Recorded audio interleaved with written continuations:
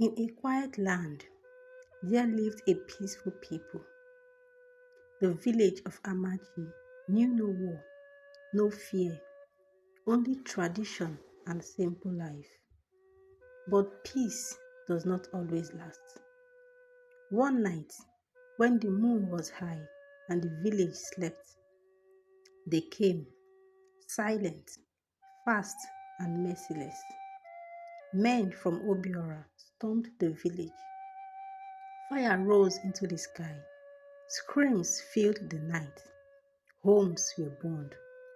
Families torn apart. And before dawn, they were gone, leaving behind pain, tears, and ashes. Amachi was broken. The women and elders gathered and went to the palace of the Igwe. Their voices trembled as they cried for justice, for protection, and for answers.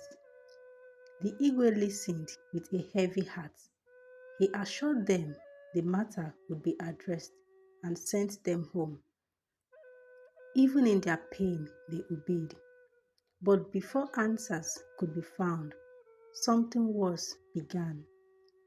The stream turned red. The Igwe summoned the chief priest. After performing the sacred rites, the chief priest said, "The gods are angry. A forbidden act had been committed. Blood had offended the earth. A sacrifice must be made to cleanse the land." The sacrifice was made, but the curse remained. The Igwe summoned the chief priest again. After another deep divination, the message came, clear and terrifying.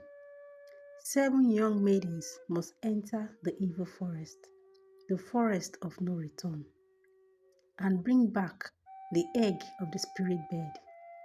And the Igwe made a promise that whoever returns alive will marry the prince and be honored forever.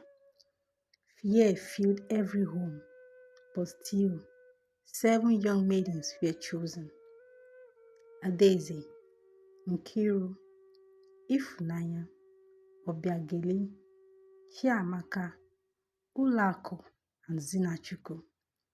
7 hearts, one destiny.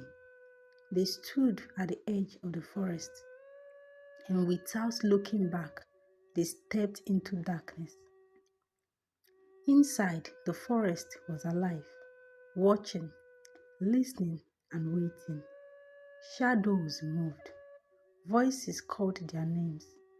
The ground shifted beneath their feet. This was no ordinary place. Fear entered them. Doubts followed, and slowly they began to change. The forest did not attack them all at once. It separated them, one by one. Nkiru was lost. Ifunanya almost followed a voice. Chiamaka grew angry. Zinachuku held on to faith. Adaeze struggled to lead. Obiageli watched in silence, and Ulaku listened to something else. A voice, a promise, and a path. It led her to the heart of the forest, to the altar, to the egg. But she was not alone. Zinachuku found her. Faith stood against ambition. "Do not do this," Zina said. "We came together, but Ulaku had changed. Together we would all fail." They fought, not just with power, but with belief. And in the end, the forest chose. Zinachuku fell, and Ulaku took the egg. But the forest was not done. To live, a life must remain, and only one would return. Days later, Ulaku emerged from the forest, alive, victorious, changed. The village rejoiced. The curse was lifted, and the land was healed. The Igwe kept his promise. Drums filled the air. Voices rose in joy. Colors returned to Amachi.